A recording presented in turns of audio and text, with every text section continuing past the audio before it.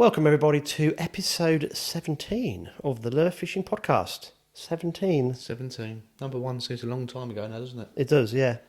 So 16 was the live. Hope everyone enjoyed that. Yeah, the reality of it is we don't know how it's gone yet because we filmed this previous to that. So Darn it. hopefully it went well, or this might be the last time you ever see us. We could. Yeah. Who knows what happens? I was trying to throw a curveball there, but Charlie's giving the game away. Yeah, so actually we're going to go live in about 2 or 3 hours' time. Yes. But Yeah. as everyone knows now, the logistics of doing this is quite demanding, particularly on this gentleman's time. Yep. So that's the way around we're going to have to do it. So bear with us. So we're going to have to use our time machine. I think it actually makes it more impressive when people know we don't film these in order. If we make it sound like we did, it's actually quite a feat. It is, yeah. Yeah.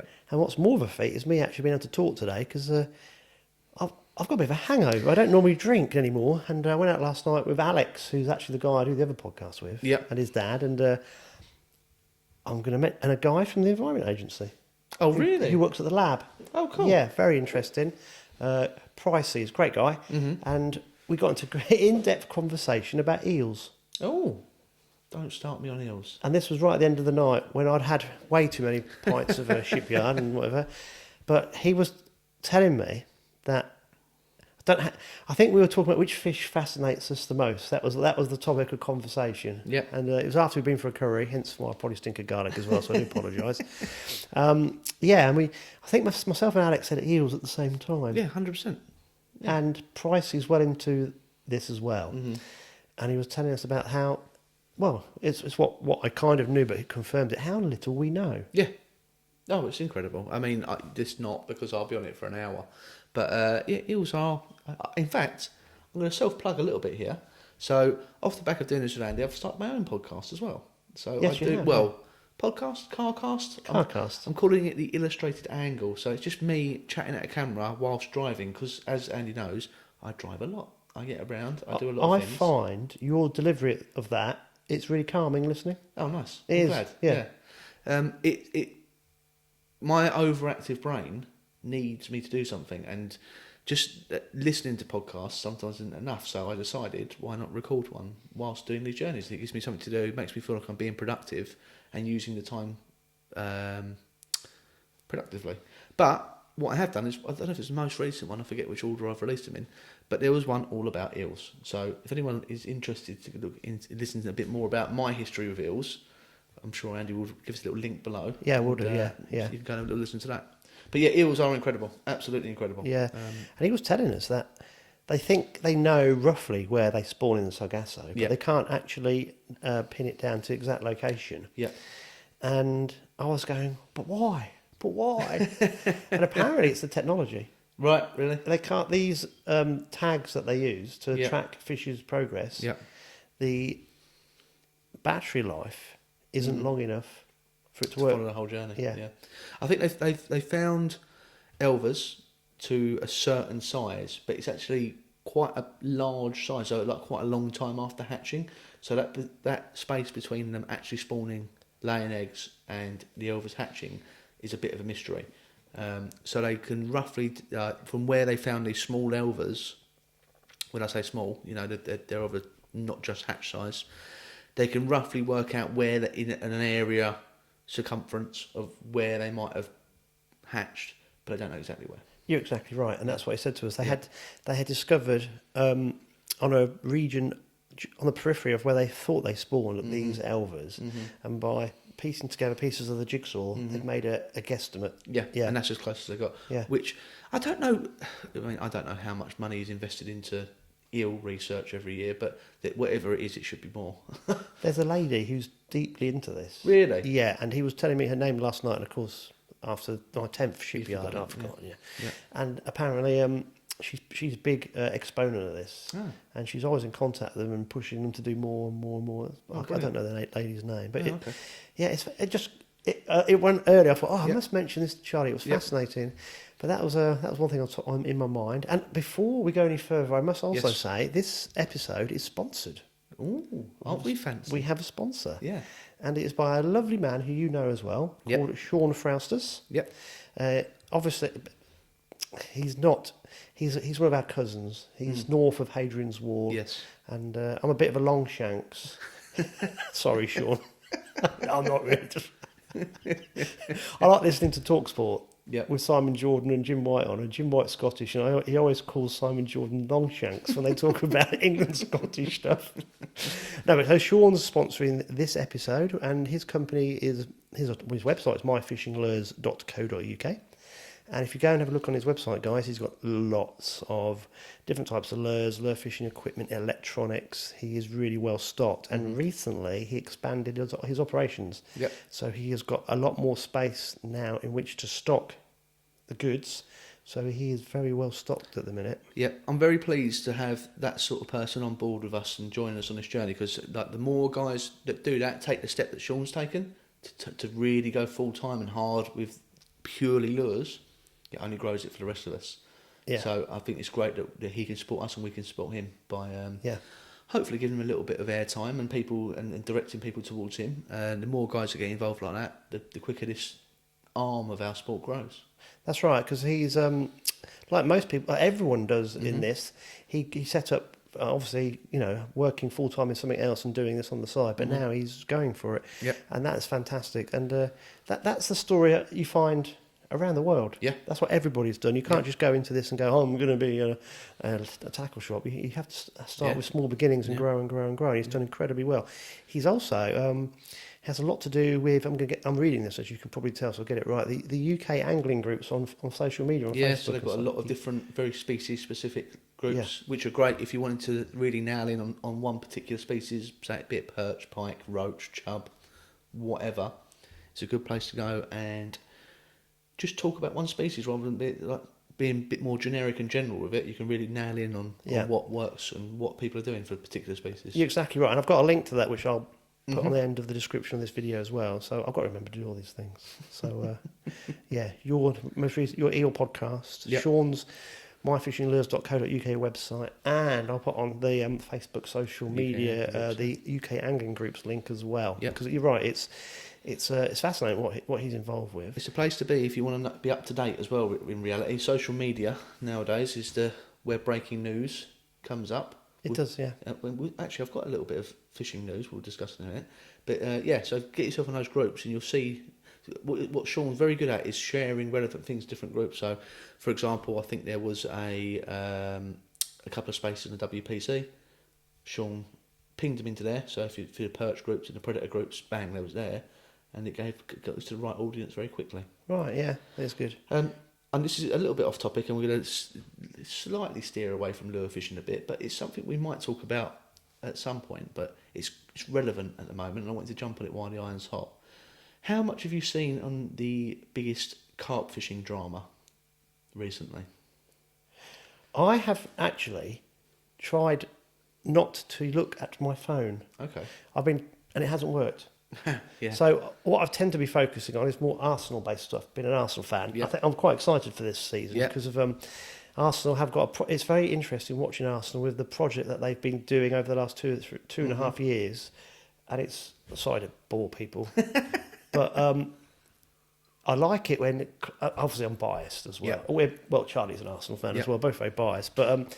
It's interesting to see how they've gone about all this and the transfer strategies. I find it fascinating. So, sorry, I have steered away from fishing a bit because for lots of reasons, but also I haven't been because it's been so hot. No, exactly. And I like to do different things in the summer. I don't want to do too much fishing because I do go for it mentally in the winter. So, go on. Well, even if you was on social media, I'm not sure if you'd be seeing this anyway because it's not really your audience like target, but. There's been a lot of claims over the last few years that some of the higher profile carp anglers have been using some illicit substances within their bait, namely hormones. In the bait? Yeah.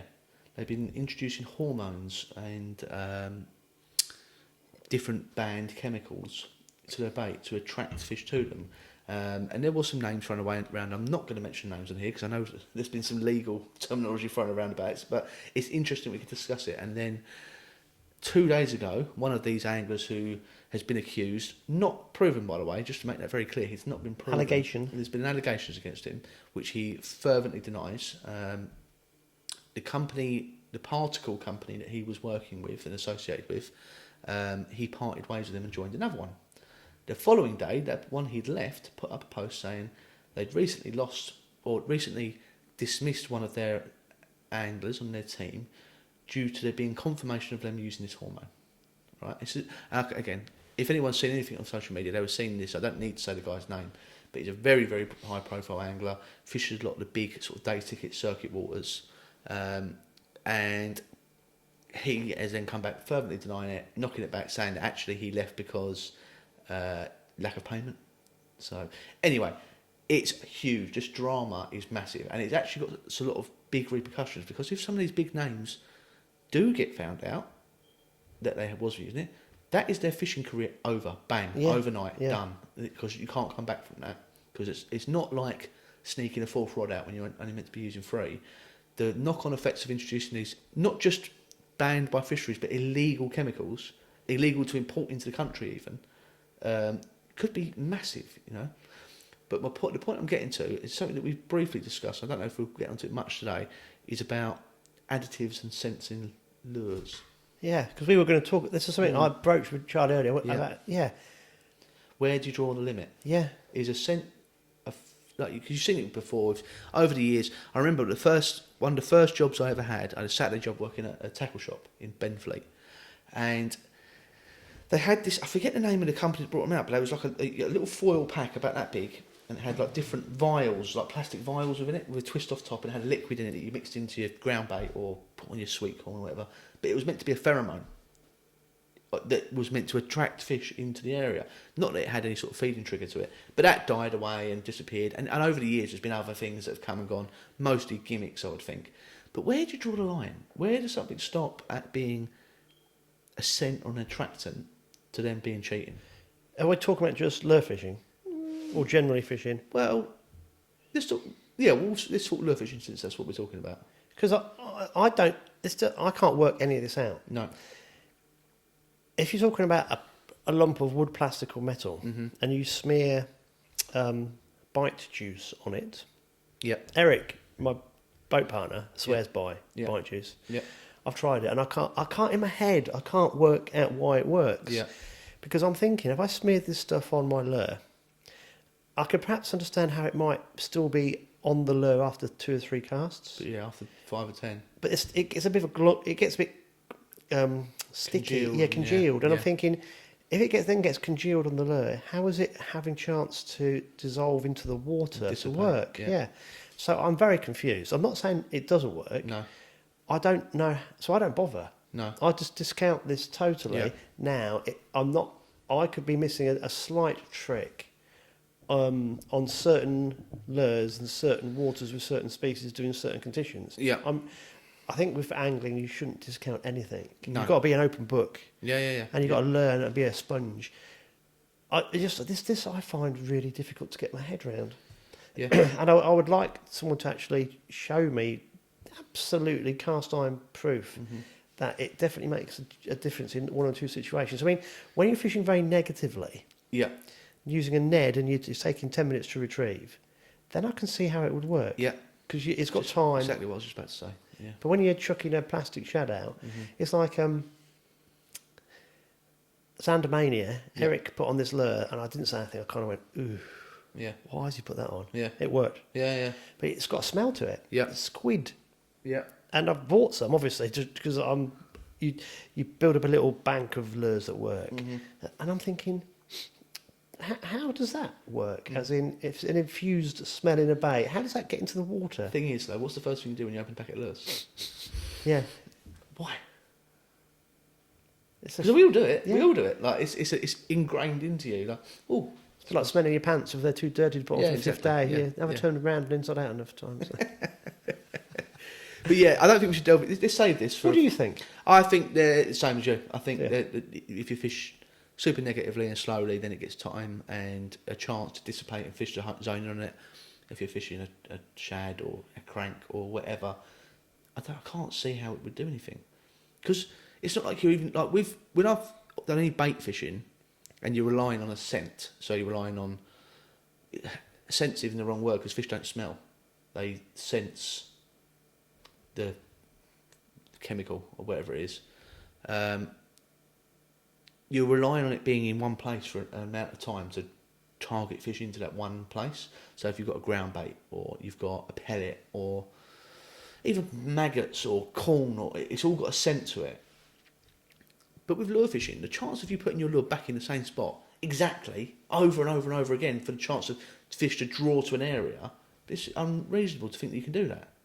And that's not how you want to lure fish, Well, either. no, Because exactly. if you haven't had a fish take on that cast, the full probability is that you weren't casting at a fish anyway. Exactly, It didn't yeah. react. So yeah, Not obviously. I know, like you, I know, like the Lloyd twins, right? Are absolutely positive Yes, they are. that one particular. I don't even know if they want me to name it. So I Oh, won't you can't. name No, it. they don't want you. No. It is like gold dust for them, and it is it is the difference between them believing they're going to catch or not.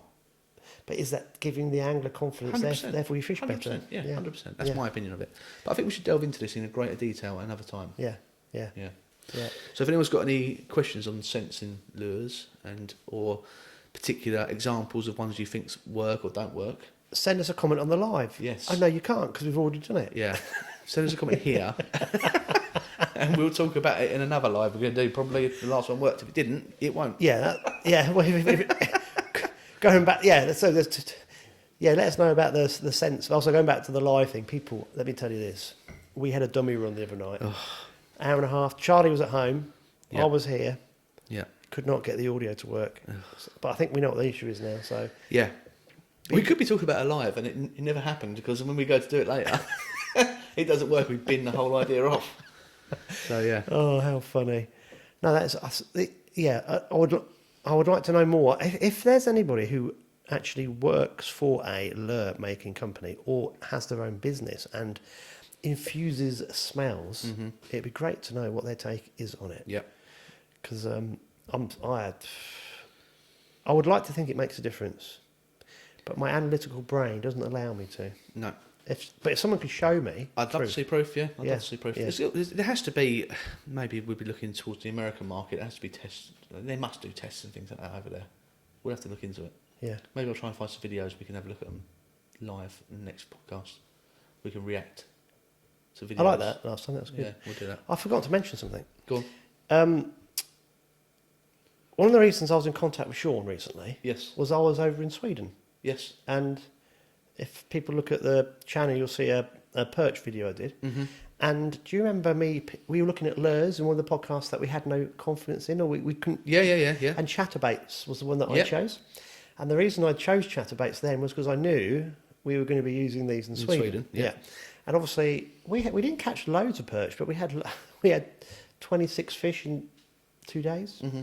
But they're big, really big. And I think we had some smaller ones that might be 37, 38 centimetres, but most of them were well over 40, 44s, Wow. 45s, 46, 47s, and had that 50. Yeah. And all on chatterbaits. And it was great because it was a completely different style of fishing that I'd never, ever done. Yeah. Shallow, through weed, Brilliant. targeting the weed, not Yeah. trying to avoid weed like British lure anglers will try and avoid structure and weed like the plague. Well, actually, no, you want to be in it and ripping these things through it. Yeah. But what was interesting as well was dressing the chatterbaits with little shads. Yeah.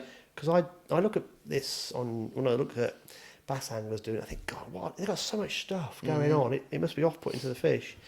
Now I know no different. And shameless plug for Wolf Creek lures. We were dressing them with the small. I'm sure they're 7.5 centimetre, but maybe they're 8.5 centimetre. Now I get so confused with the different sizes that are coming out. It's the smallest type of shad you can get. Yeah. And we were dressing you'll see it on the video. I actually and the colours. This is where also in this country we don't know anything yet. We're learning so much. Anders has designed all these colours that you pick it up, you go, I'm not putting that on. But in the water, it is different. Yeah, 100%. Yeah. It is a completely different colour. So Jimmy was saying, put the kiwi on that's got some motor oil in it, and it's this dull, horrible green colour. Looks nothing. In the water, you go, It's a different thing it entirely. looks like a bait fish. Yeah, Because it's that natural Yeah. colour of a bit of a washed out bait fish. Yeah. And it was, I've learned so much in those 2 or 3 days. I'm going back in October, but I'm thinking, I wonder if Jimmy's available in September. But September's a really busy month. But Sean's just got a load of those in stock, and I think he's the only stockist in the country who's got the smallest ones in. Oh, right, brilliant. So that was my link in my head. Cool. So if people are interested in this, these little shads have got so many different uses because obviously you can use them on a little jig head. You can dress them on jigs or chatterbaits or things like that. Yeah. And they're even small enough to use as drop shot. Yeah. So it's I've got loads that the guys have sent me, and I've never used them properly. But it's always been on my list of things to do. Yeah. And now it's got me really thinking. And it's got me really thinking about targeting perch in this country and different ways that we can do it that we just don't use. Yeah. Well, I think that brings us on quite nicely to what we're going to talk about today. And I think what we're going to try and break down a little bit is how you can use different tactics and methods to target brand new venues that you've never fished before. And we're going to have a little quick discussion between us, and then we're going to sort of test each other's angling brains. Neither of us know what we've given the other, but we're going to give each other a scenario, a venue, describe it in a little bit of detail, and then tell them the species that they'll be fishing for.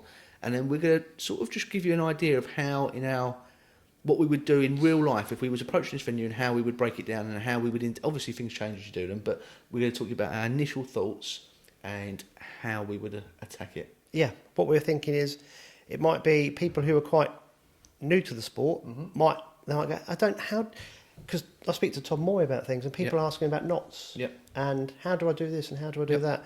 And I think it's important that we use the podcast also as an educational tool. So this is what this is about, isn't it? Yep. It's trying to give people a way of perhaps a starting point. Yeah. And it'd be interesting to see what we come up with because we haven't actually... This was literally decided just before we got on. Yeah. So, as you can tell, we're incredibly organised. Well, no, we did it while you were driving. That's true, yeah. But I'll tell you a little thing I will say before we get into that everyone should do and everyone should use if they're going to be fishing a new venue, and it's probably just a given for most people, but I will say it, use the internet. Use it. It's a tool. Use it. If you're... Something I was doing earlier in the year when I was fishing new venues, as it's turned out, my time schedule's changed. I can't really do it anymore. But the Team England Street Lure Squad, when all these qualifiers were announced, all these different venues, the first thing I did was go online and look at match results. Look at match results from those venues. Where are the silvers getting caught? What stretches of this particular canal fish better than others? Have a look at Google Maps. Look for parking. Look for anything visible you can see that might help you before you even step foot on the venue. So before you even get somewhere, you should know a handful of things to get you started. Don't take them as gospel because things change on a day, but give yourself a little bit of a foundation. And I do it for absolutely everywhere I go fishing. I will have a little look online, have a look at YouTube videos, have a look at forum posts. Search Facebook is a good one. So like using the search function on Facebook to look within a post within groups if people have mentioned the venue, or and you can look at, especially with Facebook and forums, you can look at what times of year these posts are made. So you can right, if I'm fishing this place in September, I'm going to look for posts that were made in September last year, and I should get a rough idea of how I should be fishing or where the fish might throw up. I don't know if it's something everyone does or not. You'd think it would be nowadays. It'd be quite a standard thing to do, but I don't know if everyone does. Yeah, I don't know. I'd let us know. Yeah. Let us know what to do. Yeah, so that's the first thing I would do if I was approaching a new venue. What would be the first thing you would do? Well, it's time of year. Yeah. That's the first thing that comes into my head. Yeah. So to me that's incredibly important because I don't tend to lure fish in the summer, and I tend not to pike fish until water temperatures get to a certain drop to a certain level. So I don't know. So it's the time of year linked to the species of you're trying to catch. So that'd be my first go-to. So, for example, if you was fishing in January for pike, you're probably not going to be thinking small topwaters. Yeah. So as soon as you said that, my brain went into slow. Yeah. Yeah. And on their nose. Yeah. Yeah. So. So that's regardless of the venue. You're already thinking about how the conditions are going to set you up to what because you're not going to want to take everything you own.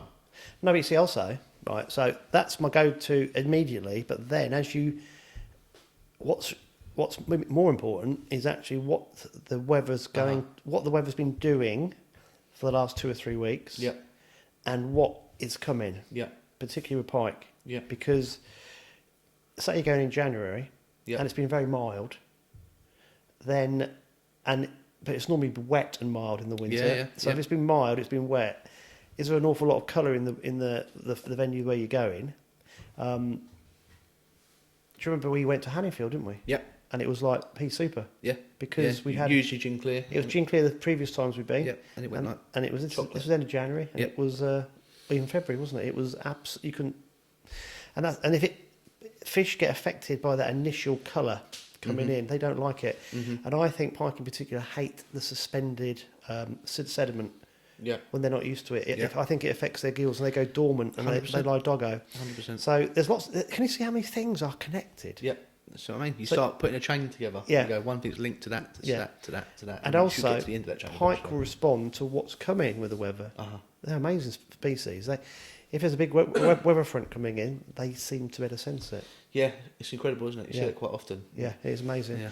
So yeah, it's and this is what I love about angling is that I have gleaned all this information from doing it, bait fishing a lot in the past. So that's when you know you're in front of fish, but well, they're not even picking up that live bait. Why not? Yeah. And that's over years and years of doing it. Speaking to other guys who are absolute legends in the sport and have done it on the QT for a long, long time. Yeah. Building, like I said, reading about it.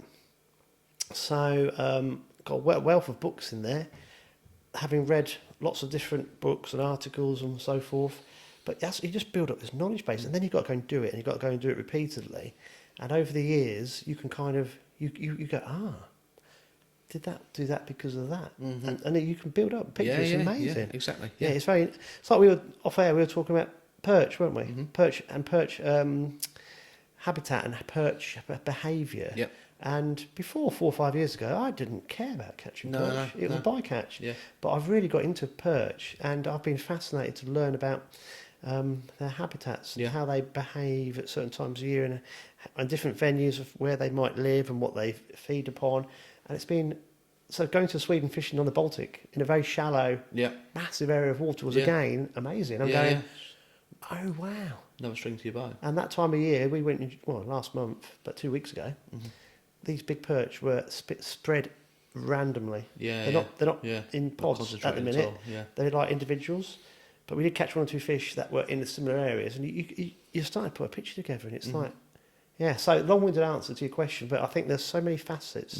Well, that's what you do automatically, don't you? You don't even think about it. You just go tick, tick, tick, tick, tick, tick, tick, tick, tick, and you start putting all these things together. And that, I think you only get that from time. So if you're new to it, don't be off-put if you think, I don't know where they're going to be, because no one knew the first time they went fishing. You have to do these things and learn, and over time you build your own patterns, which could be different to mine, could be different to yours. Yes, but everybody's got a different way of doing things, and it works. If it works for you, then fantastic, And don't be scared to blank. Absolutely, because I think blank is such a horrible term.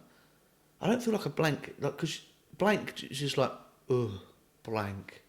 But it's the opposite of blank, because your mind's active still and it's doing things. It's strange, because I don't think of it's just a phrase. Yeah. It's just a term. And I actually, if I'm driving home and I blanked, I actually think, right, okay, so was I on them? I know I was on them. Or as well as I could know. I go, okay, so why didn't I catch? I had that one opportunity. And you can start to work things out. And I think, actually, don't be afraid of not catching. Because one, you want to get out and just fish. And part of it is just being in the environment. When I was in Sweden, I was 100 metres from an osprey's nest. It's incredible, And we were there this point happened to be quite a nice perch. We had several perch off this point. So also we came back to it several times in the 2 days. And one time I said to Jimmy, let's just not move for an hour. I was trying to get these ospreys on film. This was weird. And this is what angling's about, in my opinion. The osprey, you could see one of them, I presume it was the male coming back with small mice and things for the youngsters, and the female was calling him. And he wouldn't land when we were there in the boat. Really? Yeah, and you could see him like, it's only when we went, because we were moving through different areas pretty quick. But the second day, it was as though he recognised the boat. Really? Because no one else was there. It's wilderness. Yeah. And the second day, this osprey was quite happy coming back. Brilliant. As though he'd recognised that we weren't a danger to him. Yeah. It was, and the difference, because we got closer and closer. And like I said, the second day we spent about an hour just watching.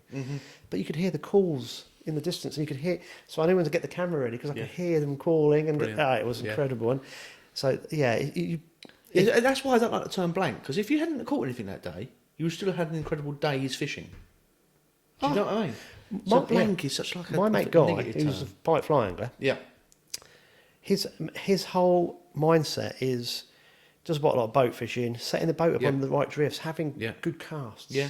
So he has a lovely day, regardless of whether he's caught or not, because he says he's managed himself well. Yeah, and you learn something. That's you his gain mindset. something. Yeah. You take something home with you, which is often more important than catching fish, because you know what? Those days when you can throw anything at them and they eat it, you know, and those days are great, lovely, catch loads of fish, but actually you don't learn that much because they eat everything. But you have certain days where you go, oh God, it's been really tough today. I only caught one fish. But tell you what, I did catch that fish in this scenario, using this bait and this retrieve and this way, at this depth, and you learn something from it. When they're so thick that you can catch them on, you know, everything, I feel like you learn less, and that's it's a more valuable experience sometimes to not catch and learn more. Well, you're exactly right. Yeah. This is why I get so annoyed when people are following me on waters. Yeah. It pisses me off. Yeah. Because they're not learning. No. And what I tend to do, I would quite happily go well off the beaten track on all these venues, and then over a period of 4, 5, 7, 8 visits, piece together different things that are happening. Yeah. But I've put in the legwork. Yeah. And I've probably had 3 or 4 trips where I've caught nothing or nothing, not much. Yeah, yeah. Because I'm trying lots of... I'm not interested in the areas. I'm interested where the fish are in or moving to and why. So then I can go, oh, that's why they're in that area. Yeah, yeah, yeah. That's the way I try and do it. Yeah. But I get so annoyed when people, you just get followed blatantly. Because it's like, you haven't done it. They're not thinking about it in a learning way. It's instant gratification. I want to catch. Yeah. And I think, what sort of anglers are they? Do you know what I mean? You're not growing your wealth, and no. Yeah, right. So it's a big thing, and I think if you're new into the sport, just stick to one venue. Yeah. Try different areas of that venue. When you're happy, you're on fish at that time. Then experiment with different methods. Yeah. Because then you haven't got too many variables. Yeah. But then be wary that fish, particularly in September, October, November, December, January, February, they're going to be moving. Depending on food source. If the river or the venue has got floodwater coming in, they're going to move because of that, pushing them around. And also back end as they're getting ready for spawning. So, but that's when it gets really interesting. Yeah. Okay, so shall I set you up your imagined scenario? I'd laugh if they're the same. Go on. Right. Okay. So you've got a large, windswept gravel pit. It's very deep in places. Access is only from the bank. You've got no boat. You've got very steep drop-offs, but the margin is very weedy. And you're fishing for perch. Ooh. How would you attack that? First session. Let's go first session. What are you taking? Well, I'm Google Maps. Yep. And I'm looking at the northeast corner first. Oh, I wondered who's going to do that. Yeah. Because the prevailing winds in this country are southwesterlies. Yep. And so that's where most of the warm winds are going to smash into that northeast bank. Yep. So what tends to happen is you get that backwash effect. If it's a large open gravel pit, that part of the shoreline is going to have a slightly different drop off to other areas because it's had a lot of the wave action. So that's, and therefore, and then also what I'm looking for is this is a bass fishing term and I've forgotten it. I'm looking for a transitional bank. Yes. So I'm looking for a bank that will change from rock to pebbles to sand, or trees where there's roots coming into rocks. Yeah. So there needs to be a change. Okay, so that transitional bank, bearing in mind you've got no boat, how are you finding it? Google Maps again. Right. Okay. Or if I'm allowed to walk around. Am I allowed to walk around beforehand? Yeah, you can walk. Yeah.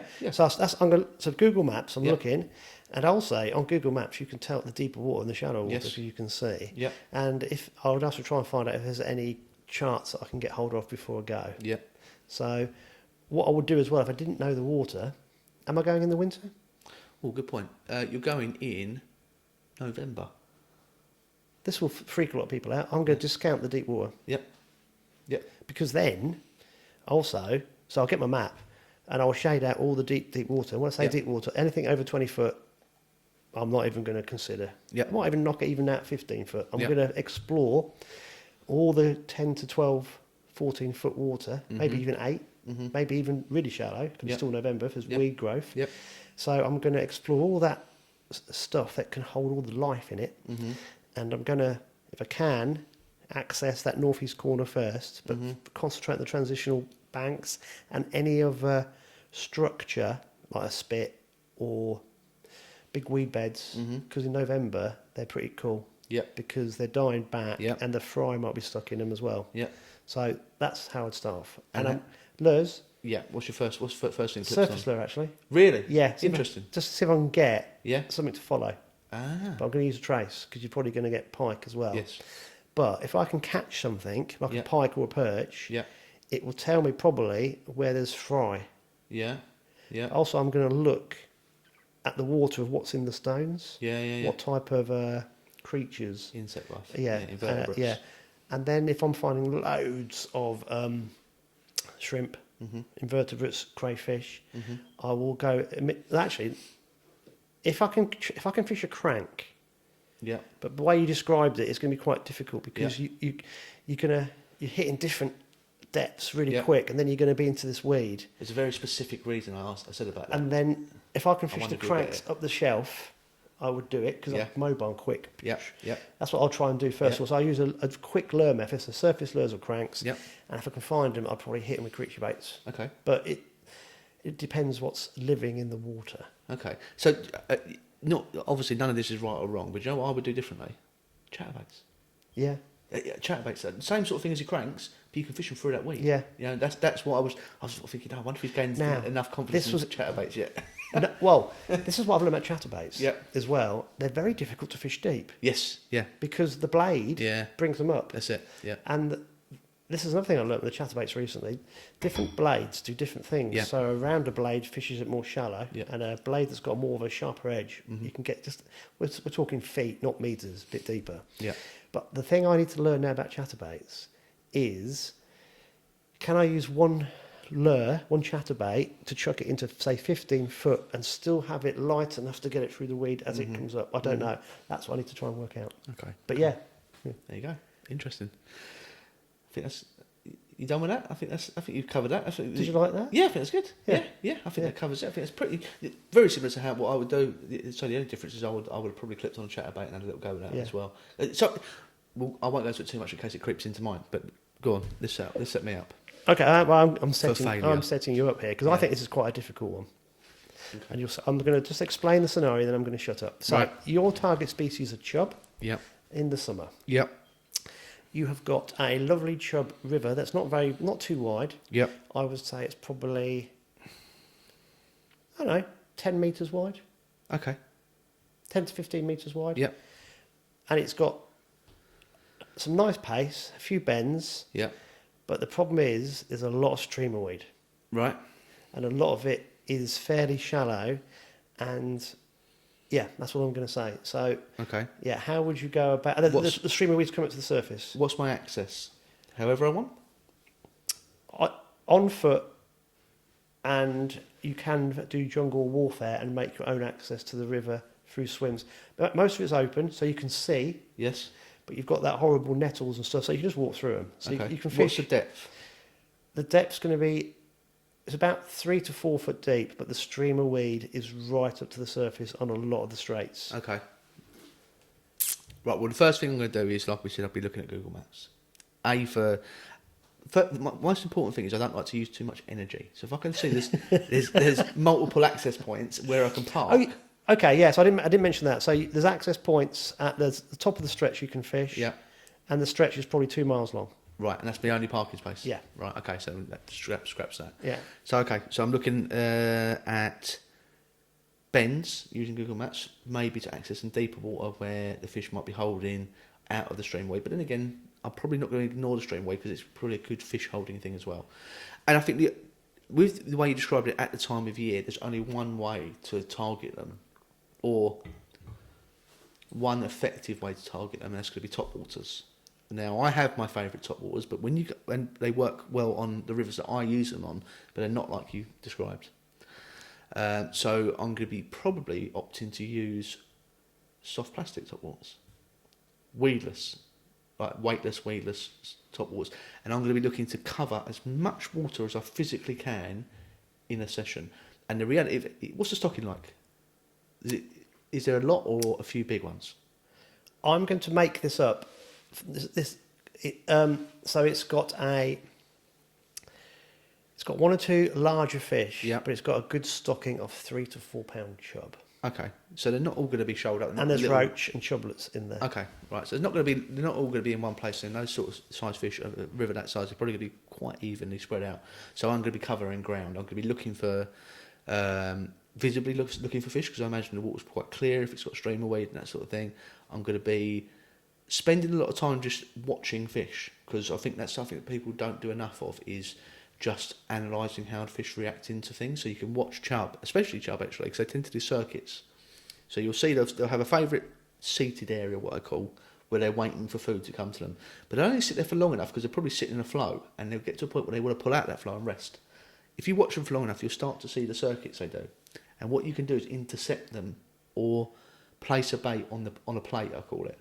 So you can get something in front of their nose and initiate that striking response. Because chub, generally, if you can get it in front of them and they're up for it, you'll get a reaction. You haven't got to be that selective with the bait. But I'll tell you something I've been using a lot over the last couple of years, and I don't know if it's something people use that much for chub, but flukes. So like small flukes that I forget what they are, 2.75 inch, that sort of thing. And you can fish them quite slowly, because they're buoyant, soft plastics. You can get that sort of twitch, pulse, and that pulse is deadly for chub. If you can place something in front of the fish, let it know it's there, and just stop. It's like they find it irresistible. They can't. Chub often will just chase it. If they see something moving, they'll chase it. They'll follow it, and they'll lazily just ignore it. But if you can stop it in front of their nose, generally they can't turn it down, because it's an easy meal. That's the way I see it. So so I'm using pretty much exclusively soft plastics, top water, weedless. I'm going to be covering lots of ground. I'm going to be watching fish a lot and analysing and seeing how they react to the natural environment, B, how they react to me and what I'm doing, and then perhaps changing from there. If I'm going to be targeting individual big fish, chub seem to be quite territorial. So if I happen to see a big one of these big ones from a stretch, and that's my aim. We're assuming I want to catch the big fish from a stretch, not just catch lots of fish. I spend a lot of time just fishing that area, because that fish will probably be in or around there somewhere. They don't tend to move that far. What else? And if I find these deep bends, I'm probably going to then move on to the bottom with Texas rigs, with that sort of thing. Slow everything down, because sometimes when you're not getting that reaction on a top water, if you can get down to these deeper areas where the individual fish might hold, you can buy an extra bite that you might not have got. So that's probably where I would spend my time. How does that sound? Yeah, this is interesting. No, I'm not, because here's a question for you. Yeah. The river is flowing from right to left. Mm-hmm. How are you going to? Because the fish are going to be facing into the flow. Yeah. How are you going to? Are you going to fish downstream? Are you going to fish across, or are you going to fish upstream? So I don't like to fish upstream with top waters. I feel like you're having to fish too quick, especially with flukes and things like that, where you've got to put rod action into it to make them do what they want us to do. With chub, I feel like very often you can drift things over them. So you can fish downstream, cast short, and let the flow of the river take it over their head. And sometimes just to stop. If you let it drift back and then just stop it, bang, you get that bite. You haven't even got to put any action or even turn the reel. That's all you need. But if you do need to, I feel like when you're working downstream, you can fish it much slower. You can come back to yourself and let the lure side to side, and not sort of zip across the surface unnaturally. I will fish across the flow if I have to. It's not something I would choose to do. But if the access, it means that's the only way I can fish it, that's the only way I'm going to fish it. But I get with upstream, again, I have done it. I will do it if I have to, but it would be my last choice. This is so interesting. I've given you a scenario of two rivers combined, right, that I have been I've just dropped into. I'm not fishing very hard at all. Yep. And they're both doing my head in. Yep. Because they're both actually very different. Uh-huh. Let me give you a scenario of one of the rivers, right? It's quite fast flowing. Yep. Even now. Yep. And I can't see the fish. Right. It's crystal clear. But it's absolutely loaded with streamer weed. Right.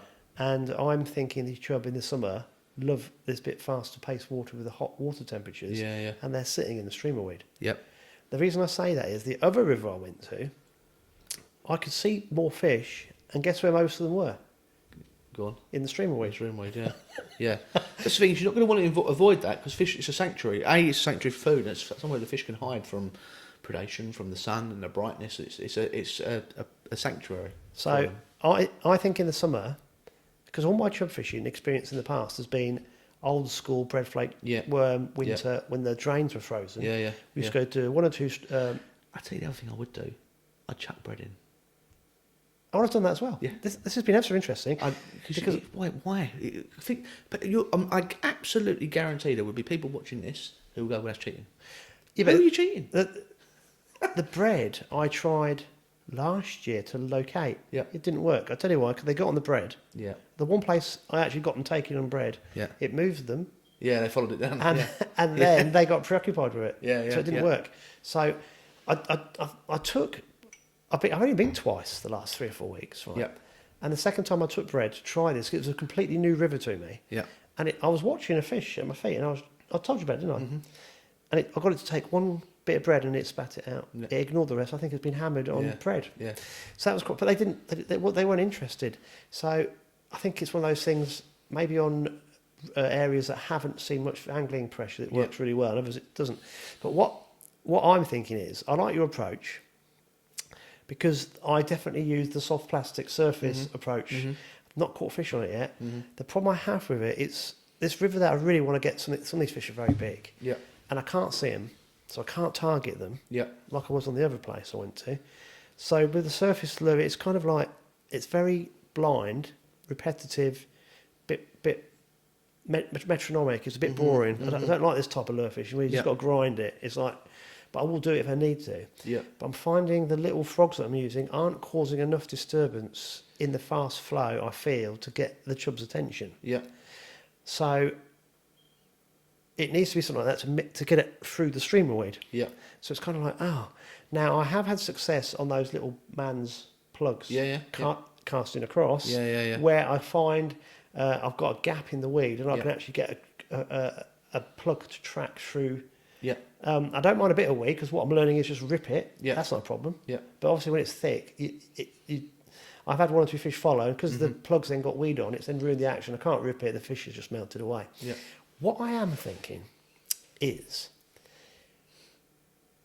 I might try a really heavy Texas rig. Like punching. Yeah, I've done this a little bit, but I've done it with creature baits, and I've not had a touch. Yeah. I've done it with very light weights, just holding bottom, and I've upstreamed. So you can use even less weight. And I'm thinking I'm going to get a belt every minute, any second. In these holes. Yeah, yeah, yeah. Nothing. So I can't see what's in the holes. Yeah, yeah. But I'm trying this. I've had absolutely nothing. And I was convinced it was going to work, and it hasn't worked. So what I'm thinking is, I'm wondering if these chub, most of them are actually in the faster water because it's got the oxygen in. Yeah. Water temperatures are higher. Yeah. But they're hiding in the streamer weed, so I can't see them. Just very quickly before it disappears out of my head, do you know the other thing I might try? Fishing at night. Fishing at night. Go back when it's dark. Yeah, or it's that golden hour at the end of the day. Yeah. I think that middle of the day is quite hard to get anything to feed. Yeah. But I think I know a lot of people, massive exponents for fishing for chub on bait at night. Yeah. Why wouldn't it be the same on lures? I think you need to like concentrate where you know they are. Yeah, exactly. Yeah, it's always like we said. That's where the bread comes into handy. They're going to take it. But on this venue, I've never seen them come up for the bread either. No. But I'm just wondering, heavy Texas rig, punching it through the streamer weed and offsetting on a worm, plastic worm. Yeah, yeah. And ripping it. Yeah. Because I watched the bass anglers doing this. Yeah, yeah. I thought, hold on a minute, this is... So I have no idea. Yeah. But I wanted to throw you this scenario to see if... And I don't think many people have done this. No. I've caught a lot of chub on heavier, like 10 grams, when we've had a flood, like flooded river, and I can hold it, just bounce it, like under like far side cover and things like that. But on creature baits, the things you sort of expect. Is that colder weather though? Colder weather, yeah. Yeah, that's when different thing. Yeah. Both places got crayfish in them. Yeah. And that's why I can't work out why the creature baits aren't working. Yeah. I presented them really well. Yeah. And I thought to myself, this is going to be dynamite, and it just hasn't worked. I'm thinking, maybe I just need to attack the streamer weed and rip something, a big plastic worm through it. Yeah, yeah, yeah. And to get, if there's one sitting there, it will go. Ugh. I'm thinking it will see it and probably have a go. Yeah, definitely. Don't know. It's interesting. And this is what the beautiful, and that's why I said, struggling on the water is pretty cool. Yeah. Because it's the journey of trying to unlock one or two things that may work, it may not. Do you know what would be really interesting as well is there might even be someone who's watching this who's gone, oh, that sounds very much like my river that I do quite well on, and they'll let us know. Yeah. And help.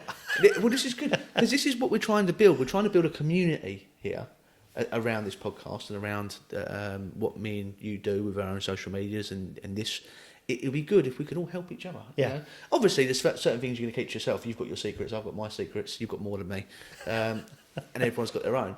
But it'd be nice for people to share experiences. Yeah, definitely. And go, yeah, I've had something like that. And you know what? It was funny because this is what worked for me, which was quite unusual. But yeah, it'd be cool. It'd be cool to have other people's opinions. We don't name venues. No. But just that's why we named the scenario. Yeah. But yeah.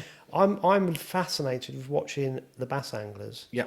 And because also I'm a strong believer that in this country we just do not lure fish anywhere near as effectively. Absolutely not. And the reason, it's not because of the lack of potential ability of the angler. Yeah. It's the lack of that background knowledge that we don't have. We don't grow up in it like they do. No. It's absolutely in their blood. Crankbaits. Yeah. We don't fish crankbaits properly. People are terrified of We them. chuck it out, wind it back in. One might have a pause. Yeah. They're not designed for that. No. They're designed to actually bounce off structure, Yeah. hit things, but we don't want to lose one. No. That's the other thing I find is people think of especially soft plastics as being something you should keep forever. Yeah. They're consumable. Use them. Get them bit. Get them chewed to pieces. Yeah. Get them used. And that's what they're built for. Yeah. In America, you see it so often that some of the soft baits, most effective ones usually, are one or two fish dead. And that's why these guys use really cheap baits because they don't want to go through them. Well, I remember really vividly picking up a couple of like American brands with like bags. And Jesus Christ, there's loads in there. Like the Zoom worms, right? Which are obviously massively popular, really famous brand. The Zoom worms, you get an absolute shed load in a packet, like. And what is that noise? It's my phone vibrating. Yeah. Yes, for that reason. So and a lot of American brands are exactly the same. Like the Gary Yamamoto Senkos, you get bloody loads in a pack. Like people hold them really expensive. It's about $10 a pack or something. But you get half again the amount of lures you should have got in a regular pack of lures, and they're proven. They're proven fish catchers. You know. I think it's just time. Things will get there. Or will they? It might not. Who knows? I don't think we will. I'll tell you what the problem is. We haven't got the access to the waters. Yeah, we've had this conversation. Yeah, we've just got so few waters that we can actually have a play on. That I think our learning is going to be confined. Yeah, I'll tell you what would be interesting as well. Like, not that me or Andy profess to be absolute experts in any sort of area of lure angling. So I think we're both quite open to the fact that we're always learning and we're always gaining new knowledge. But this has been quite interesting, setting ourselves these little challenges of different venues. It'd be interesting if someone else wrote us one. Write us your fake scenario, your invented scenario. Leave it in the comments, and then one of the future episodes, me and Andy will both give our own opinion of how we would attack it and see where we differ. Also, yes, and imagine if you're fishing a venue. Don't name the venue, but describe it, and describe it like Charlie described it, not like I described it, because you described it very well. So I was missing bits out. So that's like access points and so forth.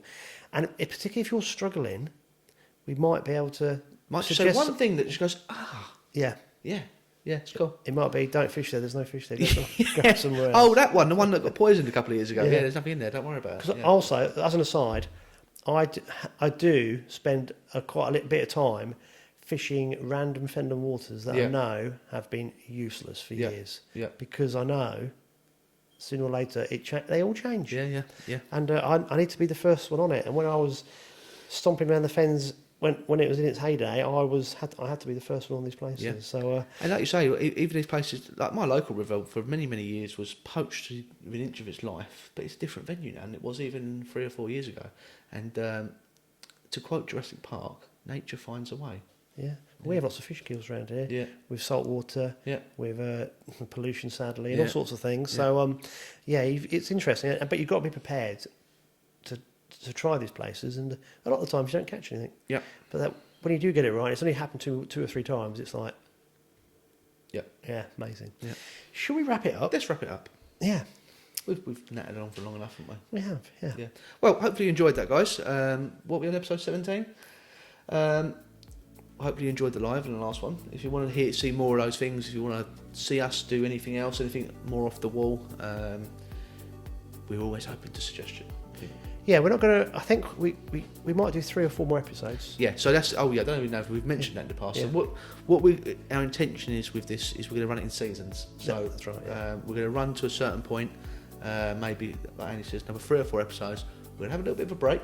Andy will go back to doing his stuff with Alex and doing the match fishing podcast, and then we'll reconvene next year. Yeah, and that's really important because what I'm learning about these podcasts is season 1 is great because it's new, but it takes time to get momentum, and it's normally season 2, 3 where things really pick up. But this has been brilliant, and we're laying such a solid foundation. Yeah, I think so. Yeah, and like I said, so Sean, thanks for sponsoring this episode. Yeah, and myfishinglures.co.uk. Yeah, and we have got probably 3 or 4 episodes left, and if people want to get in touch with us and sponsor one, just let us know. Yeah, the fee is very small. Yeah, it just normally involves something for free. Yeah.